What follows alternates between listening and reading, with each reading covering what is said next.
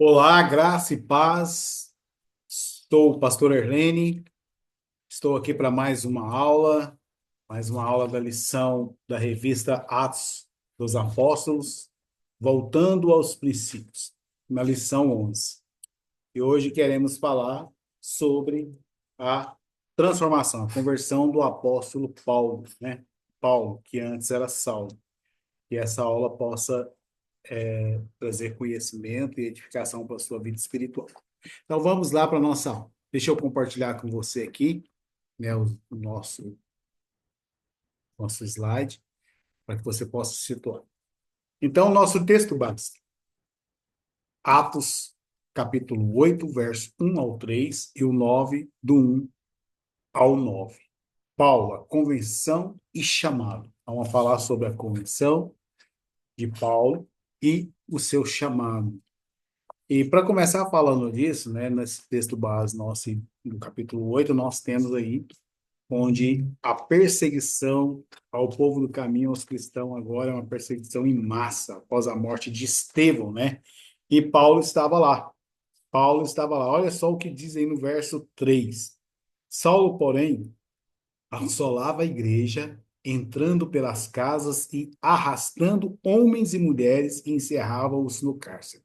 Então, aqui nós temos Saulo como perseguidor, como alguém, né, que de uma forma impetuosa perseguia aí o povo do caminho.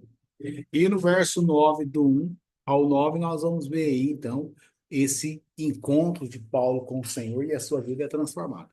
E aqui Lucas é o autor, né, bíblico que narra a trajetória e a transformação na vida de Saulo de Tarso. Eu tenho aqui alguns versículos que vai te ajudar a compreender como se deu isso. Quem era Saulo e quem se tornou Paulo, né? Você pode anotar aí no seu caderninho para você estar lendo e fazendo uma reflexão para que o seu entendimento e conhecimento sobre essa aula se torne mais amplo, né? Um entendimento maior, ok? Então, Saulo, o perseguidor. Então, antes de ser Paulo, ele era Saulo e era perseguidor. A sua conversão, né? Paulo era conhecido como Saulo, um jovem judeu zeloso.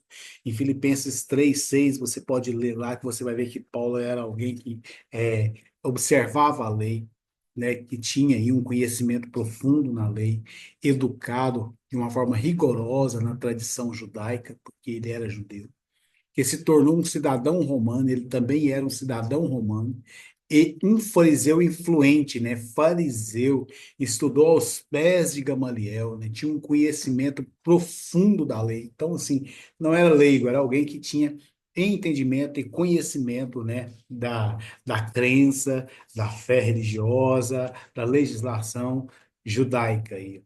Então, ele era um fervoroso opositor dos seguidores de Jesus, pedindo cartas e permissão para prender os cristãos em Damasco. Então ele tinha essa visão, né, que o cristianismo na época que propagava, o ensino dos apóstolos que propagava na época, eles consideravam como uma seita, e isso perturbava ali a paz, né, o, o ensino dos judeus, do farisaísmo ali, né, da doutrina judaica ali, que era fundamentada na lei de Moisés.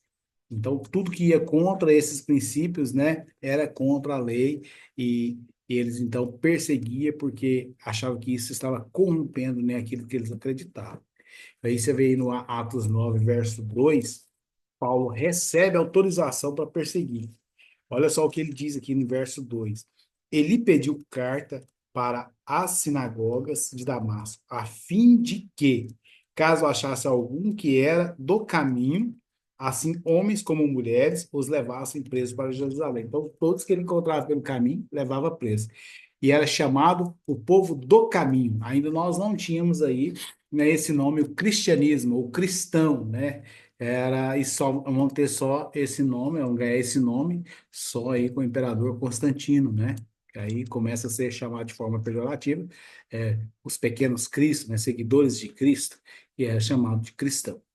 Então, nós temos então Paulo perseguindo aí todos que encontravam por este caminho, ele ia colocando no cárcere, né? Aprisionando. Deixa eu. Ele participou, deixa eu subir aqui a régua. Ele participou de maneira ativa, né, da morte do diácono Estevão. Lembra no capítulo passado nós estudamos sobre Estevão? Então, Paulo teve participação ativa ali da morte desse diácono, né? Ele participou ao ponto de que ele é sentado ali, foram lançados assim a sua capa de Estevão aos pés de Paulo, aos pés de Paulo. E, então nós temos aqui então uma uma visão, né, de quem era Saulo o perseguidor. Saulo o perseguidor. Avançando aqui, mudar aqui, é, e a transformação de Saulo, né, de perseguidor, agora para discípulo de Jesus, ou apóstolo, né, ou Paulo. O texto no capítulo 9 narra a transformação de Saulo, a transformação de Saulo que impactou não apenas a sua própria vida, né? A vida dele foi impactada, transformada, mas também os passos dos apóstolos e a missão da igreja, de perseguidor a perseguido, após a sua conversão. Você vai ler aí o livro de Atos, depois que Paulo tem esse impacto, esse encontro, né, essa vida dele começa a ser transformada, é que Paulo sai pregando nas sinagogas, né, ensinando agora, né, o caminho também, né, ensinando Jesus, todos ficam ali, né, de uma forma ali, né, impactados com aquilo, né, e vendo aquilo, estarrecido, né, como pode, né, esse homem perseguidor agora, e as pessoas também não estavam acreditando muito. E ele achou que poderia fazer diferença, né? Mas aí acaba tendo que fugir ali, né? Desceu ali pelas muralhas, dentro de um cesto, né? Sendo, sendo humilhado ali, porque agora ele deixou de ser perseguidor e passa a ser agora perseguido. Então, Saulo achava que estava certo, pois estava convicto do que estava fazendo contra os cristãos. E esses cristãos, que, como eu já disse, era chamado povo do caminho. Atos 1, olha aí. Saulo, respirando ainda ameaças em morte contra os discípulos do Senhor, dirigiu-se ao sumo sacerdote. Ele dirigiu ao sumo sacerdote, ele pediu ali autorização. Veja aí, Saulo estava legalmente habilitado, né, de uma forma humana, né, falando, né, porque ele estava legal, né, estava debaixo de lei, debaixo de uma autorização, né, para perseguir aí os cristãos, o povo do caminho. Ele pede aí o sacerdote carta, veio, ele pediu cartas para as sinagogas de Damasco, a fim de que, caso achasse algum que era do caminho, assim homens como mulheres, os levasse presos para Jerusalém. Então ele tinha essa autorização, essa carta dava a ele autorização, porque era a carta do Sinédrio, né, do sumo sacerdote, dada essa carta autorizando ele a perseguir cristãos. E junto com ele ia ali uma, uma gleba, né, de soldados, né, soldados ali do Sinédrio, né, junto com ele, para prender esses cristãos, para açoitá-los, para levar preso. Então ele estava ali fundamentado, estava ali guardado de forma legal para fazer perseguição aos cristãos. Esse era Saulo. E nessa caminhada, que ele pega essa carta, que ele vai para Damasco para prender e açoitar os cristãos, para impedir que propagasse aí a doutrina, é nessa caminhada que ele vai ter a sua vida, começa então a ter uma transformação na sua vida. Coloquei algumas imagens aqui. Paulo aqui no caminho, né? Ele, quando está a caminho de Damasco, o Senhor aparece para ele numa luz muito forte e ele cai por terra. Ele cai por terra, né? Alguns dizem que ele caiu do cavalo. Não, a Bíblia não fala que ele caiu do cavalo. A narrativa fala que ele caiu por terra, né? E foi preciso de ser ajudado a se levantar, e ele, quando abriu os olhos, já não enxergava nada. E esse momento ele ouviu uma voz dizendo: Saulo, Saulo, por que me persegue? Aqui ele estava perseguindo, aqui mostra esse texto, mostra claramente que ele era um perseguidor de Jesus. Então ele estava perseguindo, e Paulo pergunta para ele, né? E Paulo pergunta: quem és tu, Senhor? E o Senhor responde para ele. Então aqui Paulo, nessa condição de perseguidor, e passa a ser perseguido, assim como os outros cristãos também, que era lançado por divertimento nas arenas, para ver animais selvagens estraçalhar cristão, né? As feras estraçalhando cristão, vendo cristãos, vendo esse povo do caminho sendo crucificado, empalado, sendo esquartejado por gladiadores. Então, o povo de Deus, né, que tinha essa paz, mesmo sofrendo essa perseguição, tinha essa paz, né, convicção de que o Senhor Jesus vive e reina e não temia essas perseguições, não temia esses flagelos que estavam sofrendo. Então, isso serve para nós também, né? Diante das tribulação, como nós nos comportamos. Olhamos para o Senhor e confiamos que Ele vive e reina, que Ele está conosco e não nos desampara. Precisamos atentar para isso. Mas a transformação de Paulo, Deus intervém na história de pessoas que humanamente seria as mais difíceis de se converterem, pois para Deus nada é impossível. Veja Atos 9:3. Seguindo ele, estrada fora, aproximou-se de Damasco, subitamente uma luz do céu brilhou ao seu redor.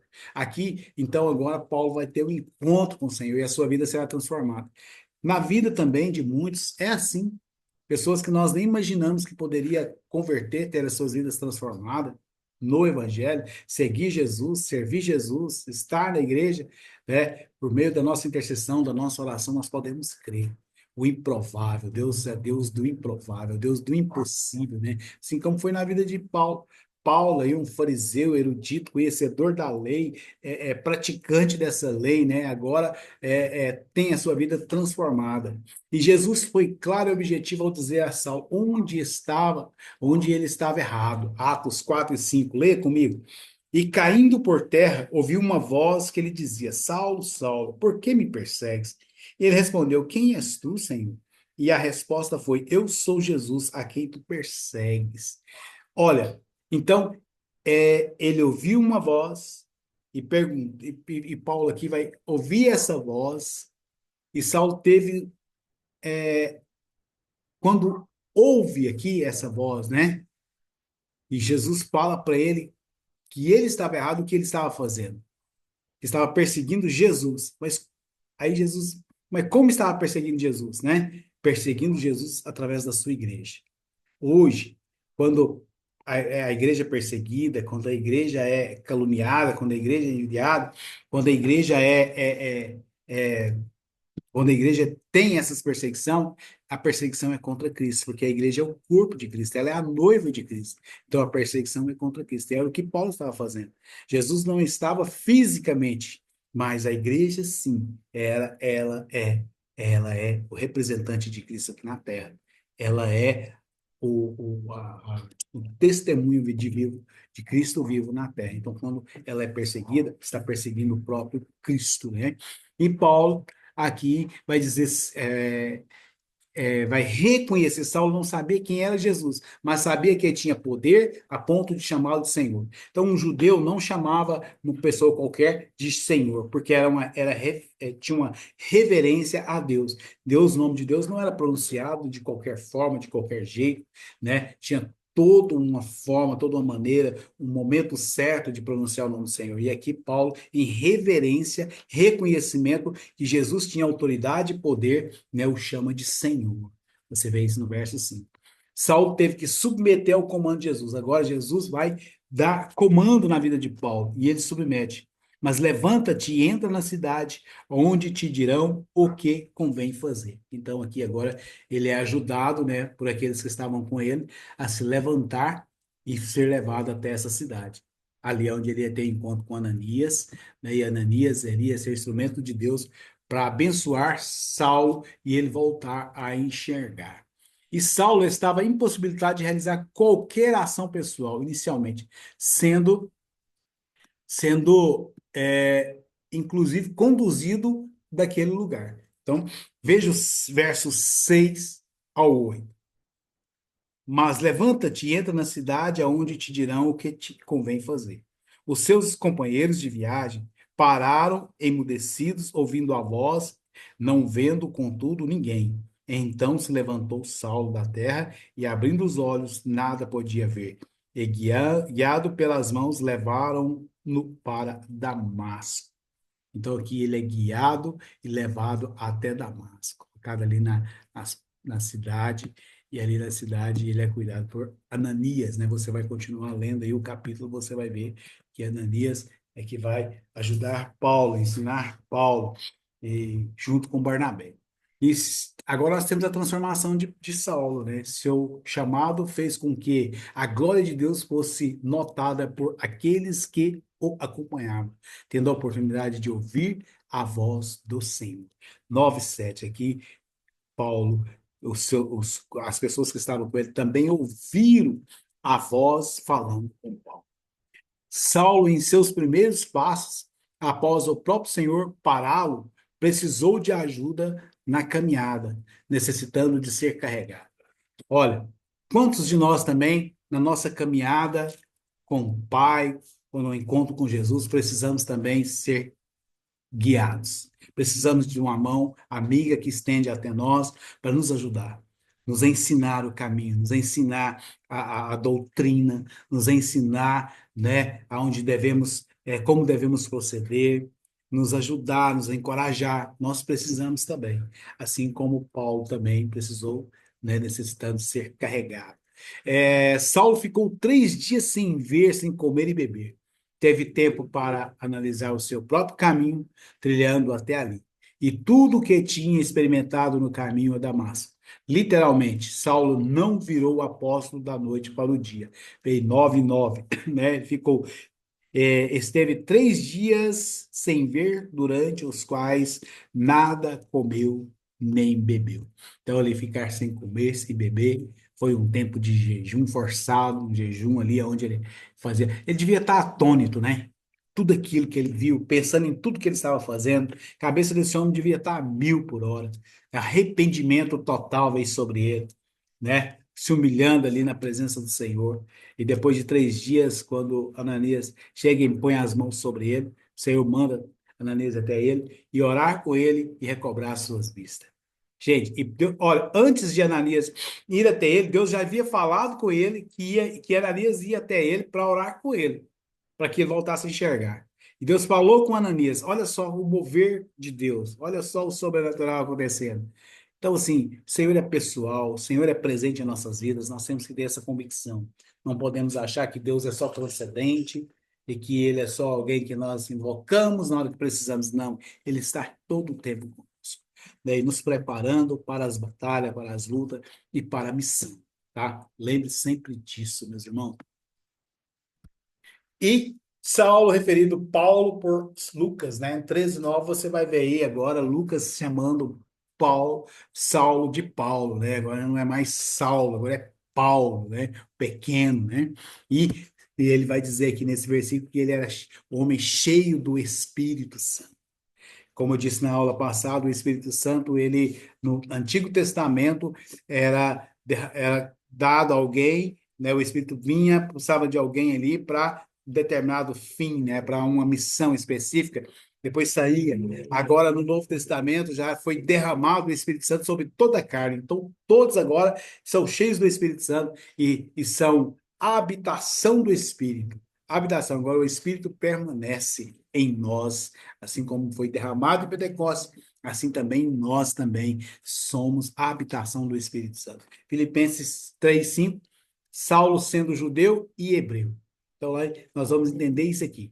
Como que é? Saulo é o nome de origem judaica. E, e ele era judeu e era hebreu. Por que judeu? Lembra da divisão das tribos? Você já estudou o Antigo Testamento, é a divisão das tribos, quando as tribos 10 tribos ao norte e 2 ao sul. Qual foi as duas? Judá e Benjamim. Então, as duas tribos, Judá e Benjamim, ficaram ao sul. Então, por isso é chamado judeu, por causa da tribo de Judá ao sul, né, que permaneceu em Jerusalém. E junto com eles, a tribo de Benjamim. E Paulo era da tribo de Benjamim, judeu da tribo de Benjamim. Por isso ele é hebreu, porque vem dessas tribos, filhos de Heber, né? Filhos dos hebreus, Abraão, filho de Heber. Então nós temos aí então esse entendimento aí que Saulo é judeu, hebreu, judeu da tribo de Benjamim. Porém, ao iniciar seu ministério apostólico entre os gentios, adotou o nome Paulo para se adaptar aos lugares onde pregaria, como declarado em 1 Coríntios 9 do 19 ao 23. Isso também ajuda a dissociá-lo do seu passado como perseguidor. Então você vê, todos que viam Saulo, né, já ficava com medo, né, pensando, será que realmente esse aí mudou? Será que realmente ele creu, ele converteu, aceitou Jesus, arrependeu, tá? Mesmo é só estratégia, né? Estratégia para estar no meio do povo, para criar conflitos, né? Para dispersar o povo. Então tinha todas essas dúvidas. Então ele agora também usa também estratégias, de forma de estratégia, então ele usa aí, né, muda o seu nome justamente para melhor fazer essa obra, né? E Paulo é de origem latina. Ele vai ministrar, ele vai ser o apóstolo agora dos gentios, vai pregar para gentios, ok? E judeu, e Saulo é um nome de origem judaica. E aqui nós temos a conclusão do que nós estamos falando a respeito desse homem, né? A vida de Paulo é inspirada. É um testemunho vivo do agir de Deus na vida do homem. Sua vida também é um alerta para que a religiosidade não ponha escama em nossos olhos, de forma que interpretemos errado a palavra do Senhor. Que nós não sejamos, sabe, religiosos. Possamos ter ser inspirado como a vida de Paulo, como Paulo foi.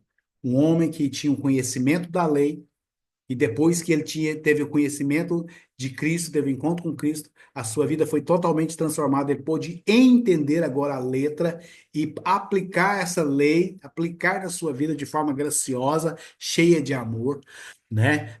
Foi um testemunho vivo do que Deus fez na vida dele, que nossa vida também seja assim. Possamos viver a verdade de Cristo em nós e ser testemunho vivo do que Deus fez em nossas vidas. Não ser apenas religiosos, de participar de uma reunião, de ir a uma igreja, não, mas viver isso como discípulos de Jesus e fazendo outros discípulos. Paulo experimentou essa transformação radical. Nós também precisamos ter essa transformação radical e ser radical em relação ao pecado. Uma mensagem que anima a nossa vida ao ponto de crermos em uma jornada de fé e esperança, onde Deus está no controle de nossas vidas, cuidando de cada detalhe, assim como fez com Paulo através da vida de Ananias e Barnabé. Então Deus usou Ananias para abençoar Paulo e Barnabé, fazer de Paulo um discípulo do Senhor. Assim também, nós também, nessa nossa caminhada, nessa caminhada com Cristo, possamos entender isso, como diz a grande comissão, na grande comissão, né? Nós irmos, né? É, é, ensinando, pregando o evangelho, curando os enfermos, libertando os oprimidos, né? Batizando-os e fazendo discípulos. Na nossa caminhada com Cristo, nós, no caminho, temos que caminhar e sendo Jesus na vida das pessoas que estão padecendo, sofrendo, sendo Jesus, testemunhando esse amor de Deus, esse cuidado de Deus na nossa vida, essa transformação radical na nossa vida, agora nova criatura vivendo para o Senhor. E é assim como foi a vida de Paulo, né? Esse livro de Atos, as cartas de Paulo, é inspirativa para que nós também possamos, sim, caminhar em temor, amor e obediência e confiando no Senhor todos os dias. Que essa aula possa ter te abençoado, que você permaneça firme. As próximas aulas vai te trazer mais conhecimento e entendimento para que possamos crescer no conhecimento, uma teologia saudável e ser alguém que dá testemunho da verdade em todo o tempo, em todo instante, através das nossas vidas. Obrigado e até a próxima aula, meus irmãos.